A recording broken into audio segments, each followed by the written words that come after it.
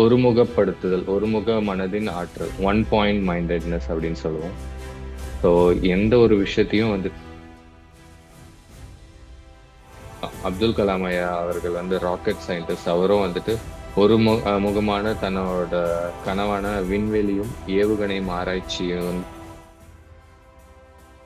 அவர் வந்து ஒரு ஹாரி பாட்டர்னு ஒரு புக் எழுதி ஒரு 12 வெளியீட்டு நிறுவனங்களுக்கு வந்து டிஸ்ட்ரிபியூட்டர்ஷிப்காக வந்து போயிருக்காரு. 12மே ரிஜெக்ட் ஆச்சு. அந்த அமைத்தல் அண்ட் கற்பனை செய்தல். நம்ம கரெக்டாக விஷுவலைஸ் பண்ணோம் அப்படின்னா வந்துட்டு நம்மளோட கோல்ஸை வந்து டெய்லி மனசார வந்துட்டு நடந்த மாதிரியே விஷுவலைஸ் பண்ணோம் அப்படின்னு அவரோட பர்ஸ்ல வந்து இந்த ஒரு தேங்க்ஸ் கிவிங் லைக் டிசம்பர் அப்போ 1995க்குள்ள எனக்கு வந்து $10 million வந்து என்னோட அக்கௌண்ட்ல இருக்கும் அப்படின்னு சொல்லிட்டு இப்படிதான் இருக்கும் இப்படிதான் இருக்கும் அப்படின்னு சொல்லிட்டு அவர் வந்து இது வரைக்கும் 8 தங்க பதக்கத்தை வெல்றாரு. யாருமே அதை வந்துட்டு இது வரைக்கும் உலக சாதனையை வந்து இது பண்ணல.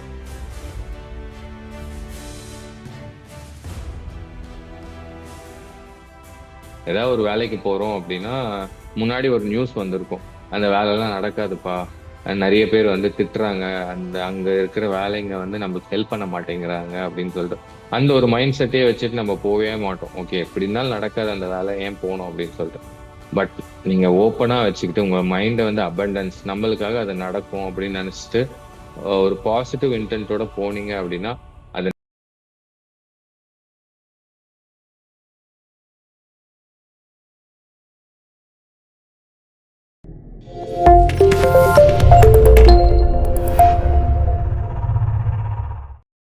அனைவருக்கும் இனிய காலை வணக்கம். 3வது வாரம் தொடங்கி மேனிஃபெஸ்டேஷன், நம்ம கனவுகளை நினைவாக்கும் 5 சூத்திரங்கள் பத்தி பார்த்தோம். அதுல ஃபர்ஸ்ட் 3 சூத்திரங்கள் பத்தி பார்த்தோம். அந்த ஒரு டெக்னிக்ஸ் பத்தி பார்த்தோம். ஒருமுகப்படுத்துதல், ஒருமுக மனதின் ஆற்றல், ஒன் பாயிண்ட் மைண்டட்னஸ் அப்படின்னு சொல்லுவோம். ஸோ எந்த ஒரு விஷயத்தையும் வந்துட்டு உற்று நோக்கி நம்ம எதுவுமே கவனிக்காம அந்த பாயிண்ட்ல மட்டும் நம்ம வந்துட்டு கவனிச்சு எனர்ஜி வந்து ஃபுல்லா கொடுத்தோம் அப்படின்னா கண்டிப்பா அது வந்து வெற்றி அடையறதுக்கு கொஞ்சம் கூட குறையாம உங்களோட பியாண்ட் எக்ஸ்பெக்டேஷன்ஸ் தான் உங்களோட ரிசல்ட் அவுட்கம் கிடைக்கும். ஆஹ் ஒரே ஒரு எக்ஸாம்பிள் சொல்லணும் அப்படின்னா நம்ம வந்து அர்ஜுனர் அவர்கள் மகாபாரதத்துல ஆஹ் குருக்ஷேத்திர போருக்கு முன்னாடி அவர் வந்து அவரோட குரு கிட்ட போய் வில் இத பயிற்சி பண்ணிட்டு இருப்பாரு.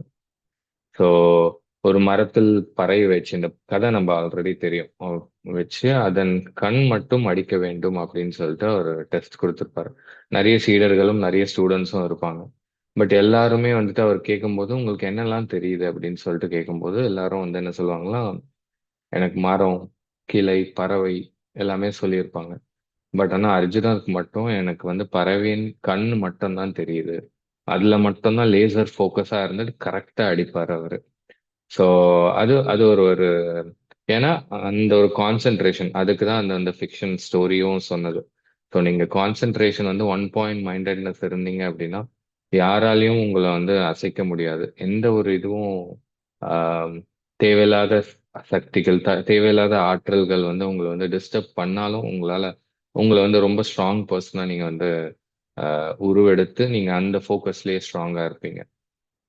சுவாமி விவேகானந்தர் நம்மளுக்கு தெரியும் நம்மளோட. ஸோ அவர் வந்து சிறு வயதில் படிக்கும் போதே வந்துட்டு புத்தகத்தை ஒரு வாட்டி தான் படிப்பாராம். ஸோ பார்த்து விட்டால் நினைவில் ரொம்ப அப்படியே கரெக்டா வச்சுப்பாரு. என்ன காரணம் அப்படின்னு பார்க்கும்போது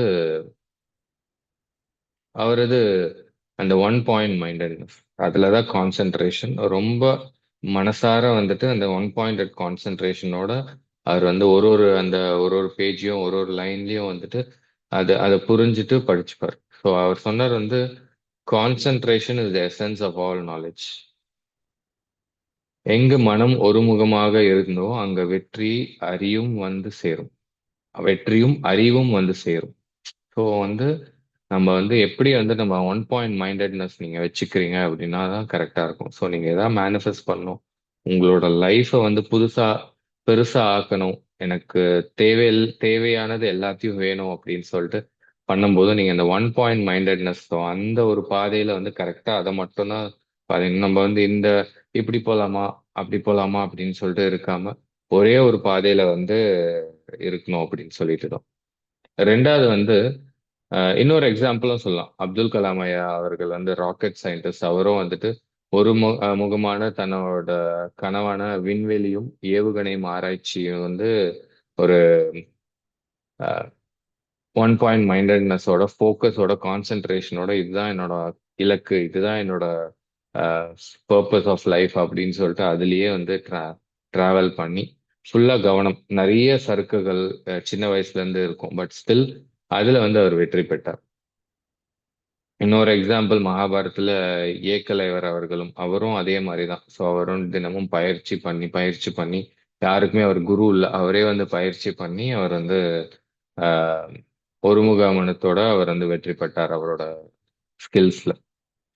ஸோ ரெண்டாவது வந்து நம்ம வந்து எல்லா சாத்தியங்களுக்கும் திறந்த மனம் அப்படின்னு சொல்லிட்டு ஓப்பன் டு பாசிபிலிட்டிஸ் அப்படின்னு சொல்லிட்டு சொல்லுவோம். ஸோ நம்ம ஓப்பனா வச்சுக்கிட்டோம், எந்த ஒரு ரெஸ்ட்ரிக்ஷனும் இல்லாம ஃபிக்ஸ்டும் இல்லாம ஜாலியா என்ஜாய் பண்ணிட்டு, ஆனா ஒன் பாயிண்ட் மைண்டட்னஸ் அதுல தான் ஃபோக்கஸ் இருக்கும், பட் ஆனா ஓப்பனா வச்சுக்கணும், எப்படி வேணா உங்களுக்கு வரலாம். So JK. ரவுலிங் அவர்கள், ஸோ அது என்னன்னா ஹாரி பாட்டரோட ஆத்தர் அவர். அவர் வந்து தன் வாழ்க்கையில் மிகுந்த சவால்களை சந்தித்தார் அவரும். நிறைய விகார லைக் டிவோர்ஸ் ஆச்சு, வேலை இல்லை, குழந்தையில் தனியாக வளர்த்தல், அவரே வந்து சிங்கிள் பேரண்டா வந்து வளர்த்துட்டு இருந்தாரு. அவர் வந்து ஒரு ஹாரி பாட்டர்னு ஒரு புக் எழுதி ஒரு 12 வெளியீட்டு நிறுவனங்களுக்கு வந்து டிஸ்ட்ரிபியூட்டர்ஷிப்காக வந்து போயிருக்காரு. 12மே ரிஜெக்ட் ஆச்சு. ஸோ 13வது பதிக்கம் தான் ப்ளூம்ஸ்பெரி அப்படின்னு சொல்லிட்டு ஒரு இது வந்து ரொம்ப மனையுடையம அவர் ஓப்பனா வச்சுக்கிட்டார், எந்த ஒரு சாத்தியங்களும் இருக்கும், பாசிபிலிட்டிஸ் நடக்கும் அப்படின்னு சொல்லிட்டு.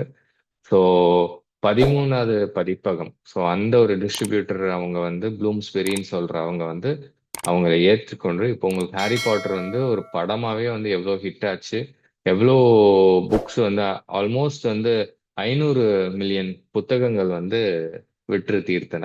ஸோ இன்னுமே வந்து நிறைய பேர் அந்த புக்கை படிக்கணும்னு சொல்லிட்டு லைப்ரரி போனா போய் படிப்பாங்க, வாங்கி வச்சுப்பாங்க. நிறைய பேர் வந்து அதோட ஃபுல் செட்டும் வாங்கி வச்சு அதை பார்த்தாலே அவங்களுக்கு வந்து ரொம்ப நல்லா இருக்கும்.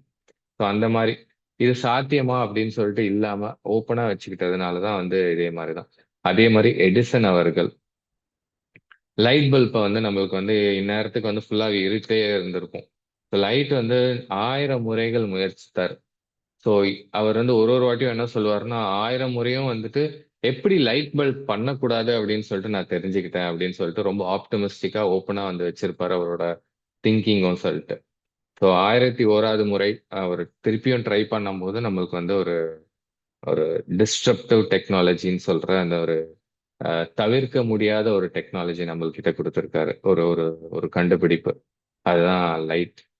ஸோ அந்த லைட் பல்பை வந்துட்டு அவர் வந்து விட்டிருந்தா பார்த்துக்கலாம், அவர் நிறைய எக்ஸ்பெரிமெண்ட் பண்ணியிருந்தாரு, இதை வந்து விட்டிருந்தா வேற ஏதாவது போய்க்கலாம் அப்படின்னு சொல்லிட்டு. ஆனா நிறைய சாத்தியக்கூறுகள் இருக்கு, நம்மளால அச்சீவ் பண்ண முடியும் அப்படின்னு சொல்லிட்டு நினைச்சு அவர் வந்து சாதிச்சாரு. மூணாவது வந்து செட் கோல்ஸ் அண்ட் அமைத்தல் அண்ட் கற்பனை செய்தல். நம்ம கரெக்டா விஷுவலைஸ் பண்ணோம் அப்படின்னா வந்துட்டு நம்மளோட கோல்ஸை வந்து டெய்லி மனசார வந்துட்டு நடந்த மாதிரியே விஷுவலைஸ் பண்ணோம் அப்படின்னு சொல்லிட்டு நம்ம பேசியிருந்தோம். ஜிம் கேரி அப்படின்னு சொல்லிட்டு ஆக்டர், அவர் வந்து மாஸ்க் படம் பார்த்துருப்பீங்க, சில பேர் தெரிஞ்சிருக்கும். மாஸ்க் அப்படின்னு சொல்லிட்டு ரொம்ப காமெடியா பசங்களுக்குலாம் பிடிக்கும். ஒரு கிரீன் கலர் மாஸ்க் போட்டு வந்திருப்பாரு. ஒரு ஒரு பெரிய ஆக்டர், இப்போ நிறைய படத்துல காமெடியா காமெடி ஆக்டர்ஸ் காமெடி இதுவா பண்ணியிருப்பாரு. அவர் என்ன பண்ணுவாரு, அவரும் ரொம்ப இனிஷியலா வந்து ரொம்ப கஷ்டப்பட்டுட்டு இருந்தாரு.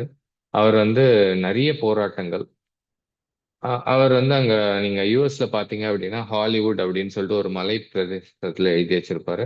இந்த சைடு ஒரு மலையில வந்து உட்கார்ந்துட்டு அந்த ஹாலிவுட் அப்படின்னு சொல்லிட்டு, அந்த ஹாலிவுட்னா நம்மளோட தமிழ் சினிமால வந்து காலிவுட் அந்த சொல்ற மாதிரி, அங்க வந்து ஹாலிவுட் அப்படின்னு சொல்லுவாங்க, எல்லாருக்கும் தெரிஞ்சிருக்கும்.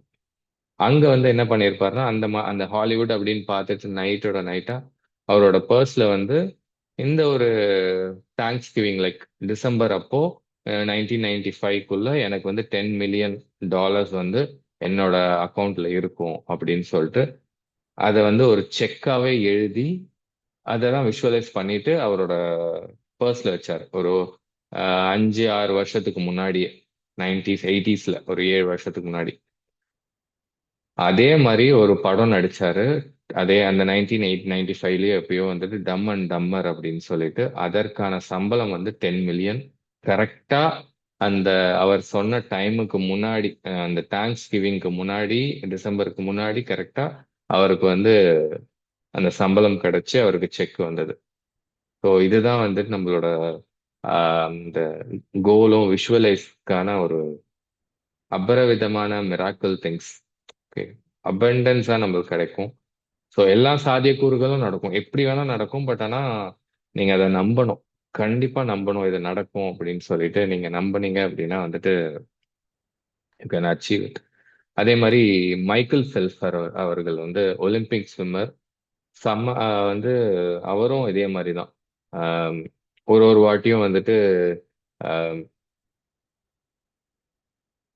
அவர் போட்டிக்கு முன்னாடி அவர் மூடப்பட்ட கண்ணை முன்னாடி விஷுவலைஸ் பண்ணுவாராம். ஸோ இப்படிதான் இருக்கும், இப்படிதான் இருக்கும் அப்படின்னு சொல்லிட்டு. அவர் வந்து இது வரைக்கும் 8 தங்க பதக்கத்தை வென்றிருக்காரு. யாருமே அதை வந்துட்டு இது வரைக்கும் உலக சாதனை வந்து இது பண்ணல. ஃபர்ஸ்ட் வந்து நீங்க ரிஹர்ஸ் பண்ணலாம், மைண்டால ரிஹர்ஸ் பண்ணி தென் உங்களோட பாடி வந்து அதுக்கேத்த மாதிரி வந்து ஆக்ஷன்ஸ் பண்ணி பெர்ஃபார்ம் பண்ண ஆரம்பிக்கும். ஸோ அதுதான் வந்து அவர் பண்ணாரு. ஈவன் விராட் கோலியும் அதுதான் சொல்லுவாரு. அவர் வந்து ஒரு இன்டர்வியூல என்ன சொல்லுவாருன்னா, நான் வந்துட்டு நானும் உட்காந்துட்டு மெடிடேட் பண்ணும்போது விஷுவலைஸ் பண்ணுவேன்.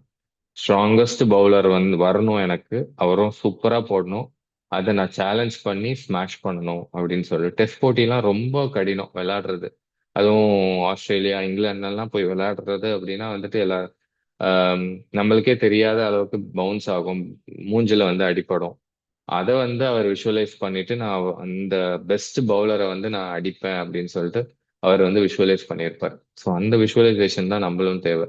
எந்த ஒரு ஸ்ட்ரகிள் இருந்தாலும் நம்ம ஈஸியா கடந்து போவோம் அப்படின்னு சொல்லிட்டு நம்ம விஷுவலைஸ் பண்ணிட்டு, இப்போ ஏதாவது ஒரு ஸ்ட்ரகிள் இருக்கு, ஏதாவது ஒரு தேவையில்லாத எண்ணங்கள் வருது, தேவையற்ற எண்ணங்கள் வருது அப்படின்னா நீங்க வந்து விஷுவலைஸ் பண்ணிக்கலாம்.